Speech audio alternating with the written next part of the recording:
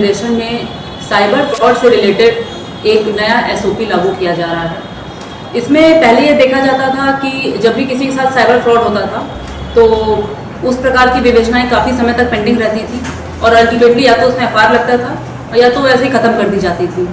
होता ये था कि कभी कभी चार्जशीट लगने के बावजूद भी जो वादी रहता था, जो कंप्लेनेंट रहता था, उसके साथ जस्टिस नहीं हो पाता था, ना उसका पैसा वापस आता था, ना कुछ हो पाता था, वो सिर्फ दौड़ भाग करता रह जाता था। ऐसे में जो एक नई एसओपी लागू हुई है वो ये है कि डीसीपी स्तर से हर जोन के डीसीपी ऑफिस में सूचनाओं का संकलन होगा।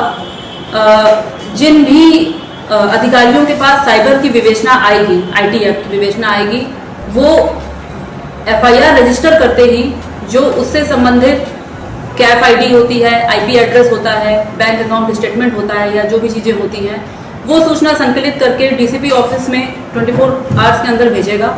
और ये डीसीपी, कंसर्न डीसीपी की जिम्मेदारी होगी कि वो उसको तुरंत साइबर सेल में भेज के और वहाँ से इमीडिएट वहाँ की इंफॉर्मेशन लेके और आईयू को तुरंत अवेलेबल कराए, जैसे कि त्वरित उसमें कार्रवाई हो सके।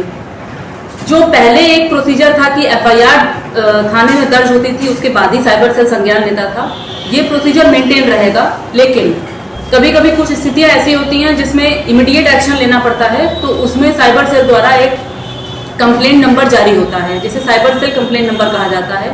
वो साइबर सेल वाले तुरंत संज्ञान में लेके उस कंप्लेंट नंबर को इनिशिएट करके प्रोसीडिंग उसमें आगे कार्रवाई बढ़ा सकते हैं और उसके बाद भी एफआईआर दर्ज हो सकती है।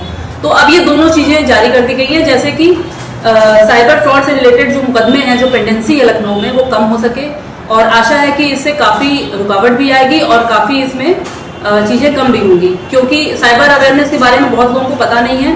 तो इससे रिलेटेड कैंपेन्स भी चलाई जाएंगी, जिसके बारे में अभी डिस्कशन चल रहा है। आगे चल के इस प्रकार की कैंपेन स्कूल लेवल पे, कॉलेज लेवल पे, ऑफिस लेवल पे, न्यूज़पेपर के माध्यम से, मीडिया के माध्यम से सबको दी जाएगी। धन्यवाद।